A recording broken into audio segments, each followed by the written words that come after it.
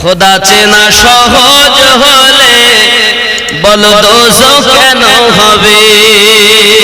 ওগো পীর পয়গম্বর হাদি হয়ে আসবেন কেন তবে? বলো দোজখ কেন হবে? খেয়াল কর, ত্রিসংসারে মানুষের মাঝে খোদার নামে বিনা বাজে ডেকে বলে সকাল সাথে ওগো কিছুই নাহি রবে।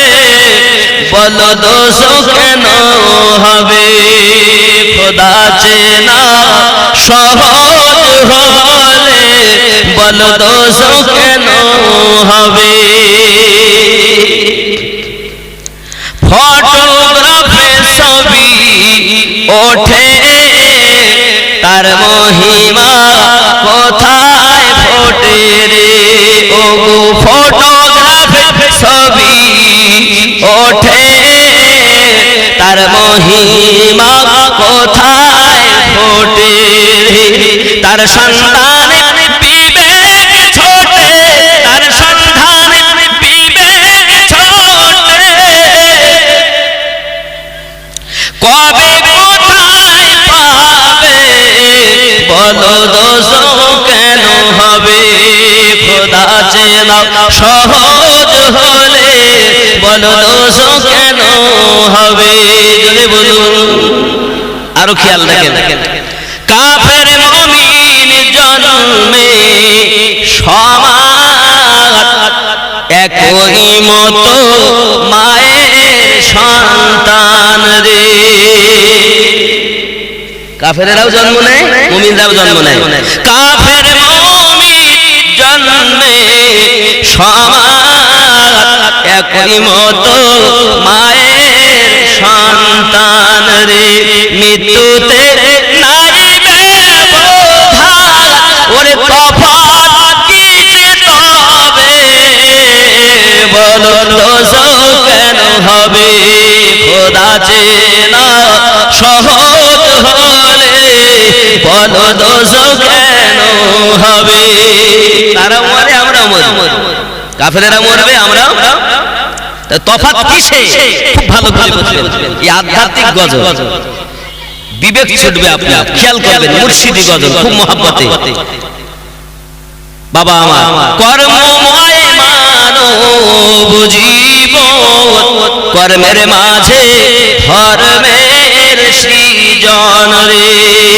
কর্মময় মানব জীবন, কর্মের মাঝে ধর্মের সৃজন রে। কুকর্ম করে ধর্মের পতন, কুকর্ম করে ধর্মের পতন, ধর্মহীন খালি হাতে যাবে।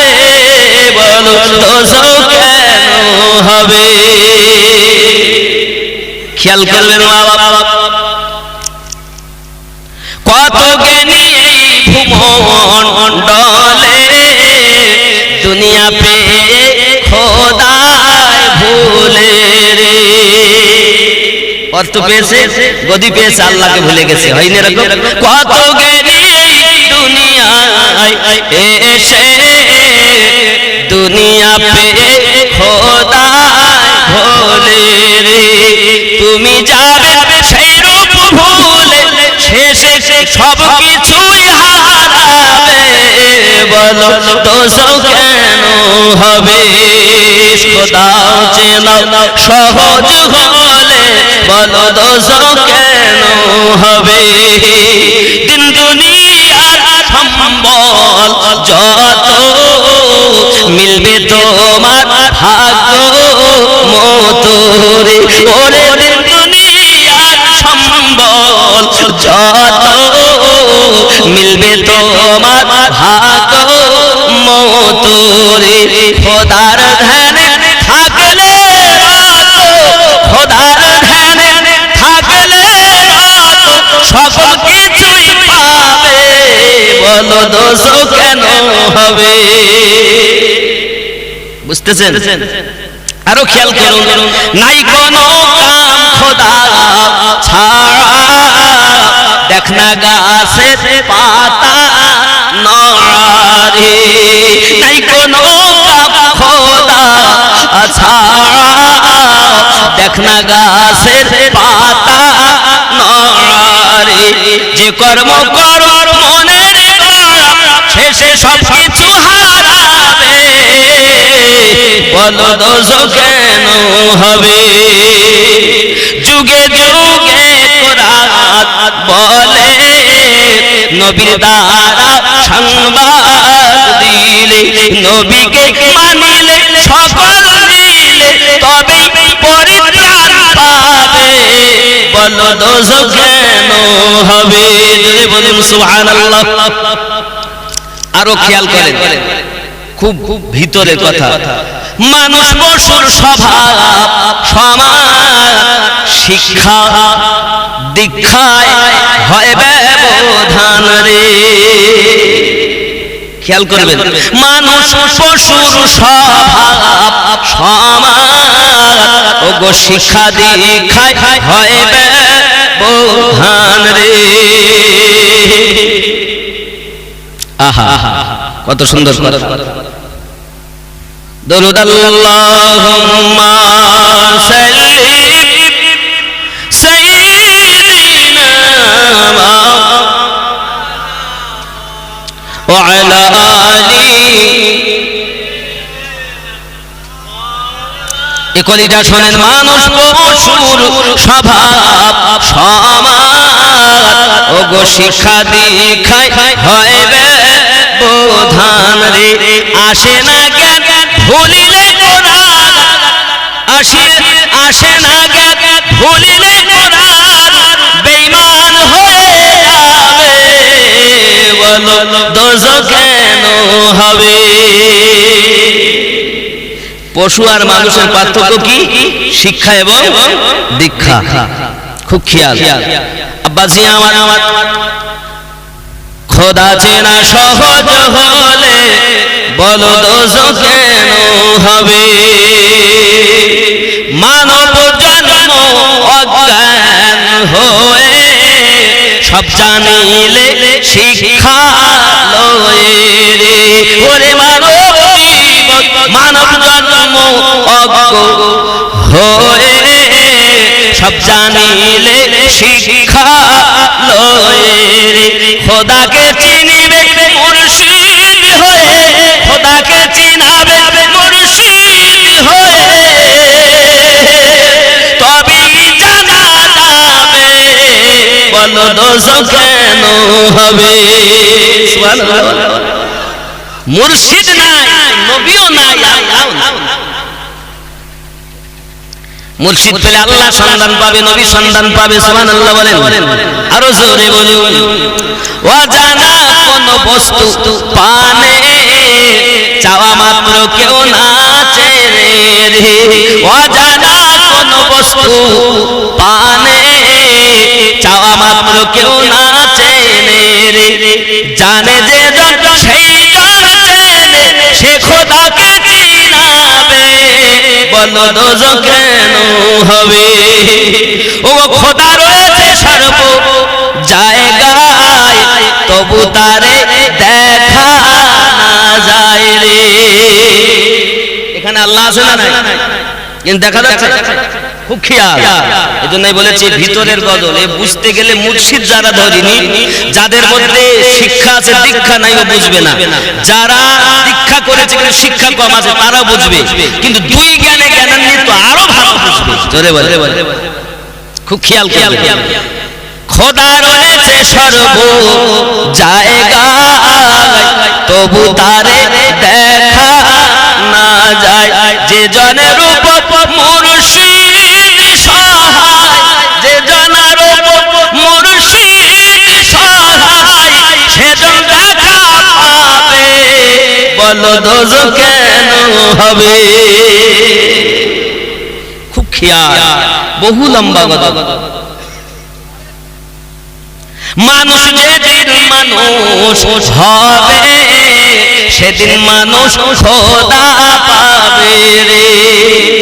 খাচ্ছ মদ খাচ্ছ মিথ্যা বলছো মানুষ বটে কিন্তু হুঁশহারার মতো চলছো তাই তো বলা হয়েছে বাবা ফিরে এসো মানুষ যেদিন মানুষ হবে সেদিন মানুষ খোদা পাবে নইলে পশু হয়ে মারা যাবে নইলে পশু হয়ে মারা যাবে মহাজ্ঞানী বলে চলে কত সুন্দর কথা দেখেন নইলে পশু হয়ে মারা যাবে যদি খোদা ভুলে চলে বলো দোজখ কেন হবে খোদা ভুলে চলেছে সব জায়গায় আল্লাহ আছে বাজারে গেছি সেখানেও আল্লাহ আছে কিন্তু মনের আনন্দে ছুটতেছি পেশাব করি পানি নেই না চুল্লাল করে ঝুলতেছি পরের হাত ধরে মার্কেটে যাচ্ছি ওরে যুবক রে আল্লাহ তা তোমায় দেখে রে বাবা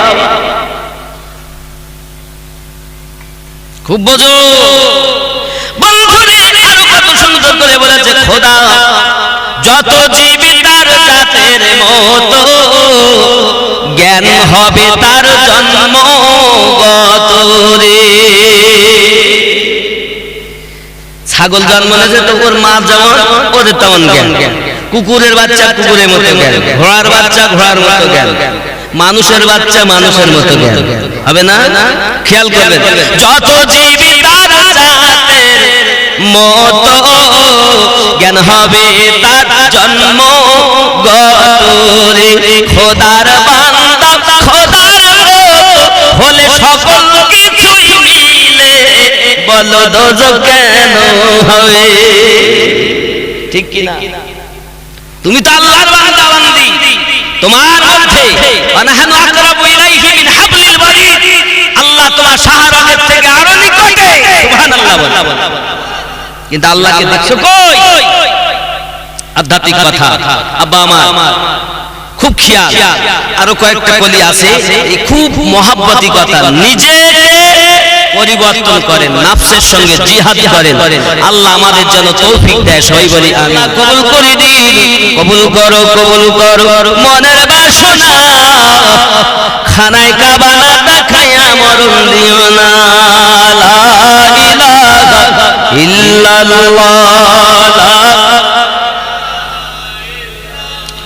ইলাহা ইল্লাল্লাহ ইল্লাল্লাহু মুহাম্মাদুর সাল্লাল্লাহু আলাইহি ওয়াসাল্লাম দাহিয়া কলবি রাদিয়াল্লাহু তাআলা বলেন হুজুর মেয়েটা যখন এমনি করে কান্না করে আমার আরো যেন মনের ভিতরে মায়া দেয় কিছু হলো না আমি তাকে এমন করে বালু চাপা দিয়ে দিলাম নবী গো তার করুণা কান্না শব্দ আমার কানে এখনো বাজতেছে আমার আল্লাহ সব গুনাহ মাফ করলো এই গুনাহটা বুঝি মাফ করবে আমি নবী গো এই জন্য ব্যতিব্যস্ত হয়ে কাঁদি এই অপরাধ কি মাফ হয়ে যাবে আমার নবী বলেন শুনে রাখো আমার আল্লাহ গফুরুর রহিম আমার আল্লাহ গফুরুর রহিম আমার আল্লাহ ফিরে আসলে জীবনের গুনাহ মাফ করে দেয় কিতাবের ভিতরে এসেছে আল্লাহ পাকের ফেরেশতা জিবরাইল তাহিয়া কলবি রাদিয়াল্লাহু তাআলা রূপ ধারণ করে বাবা আমার আসতেন বসে থাকতেন সাহাবী তাহিয়া কলবি রাদিয়াল্লাহু তাআলা কিন্তু উনি বসে আছেন না জিবরাইল আছেন এটা বোঝা কারো সাধ্য নাই যার মধ্যে সে নবী আছে তিনি নেত্র খুলেছে সেই বুঝতে পারে বলুন সুবহানাল্লাহ আর কথা কি বুঝতে পেরেছেন আপনি ওয়াজগুলো মিলান দেখেন আমাদের সুন্নিদের আকীদা উপর থেকে নিচে পর্যন্ত সমান তা বুঝবে কারা নবী ওয়ালা হবে যারা আল্লাহ ওয়ালা হবে যারা ঠিক কি না আমার সোনা মানিকেরা তিনি একজন সাহাবী হযরত দাহিয়া কলবি রাদিয়াল্লাহু তাআলা নিজের পাপের জন্য ক্ষমা ভিক্ষা চেয়েছেন আমার আল্লাহ পাপ ক্ষমা করে দিয়েছেন ও পাপ ভোলা মানুষ আমার ভাইজানেরা আমার বোনেরা আমার আব্বা জানো মায়েরা যারা পথ ভোলার মতো চলতেছে আর ভোলা না করে আর ভুল না করে আর আপনাকে অজ্ঞর মতো না চলে নিজে একটু চিন্তা ভাবনা করি, কারণ দুনিয়ায় আমার আপনার মতো দুই হাত দুই পাওয়ালা মানুষকে আল্লাহ শ্রেষ্ঠ বলেছেন কেন? আমাদের মধ্যে কি এমন আছে বাবা?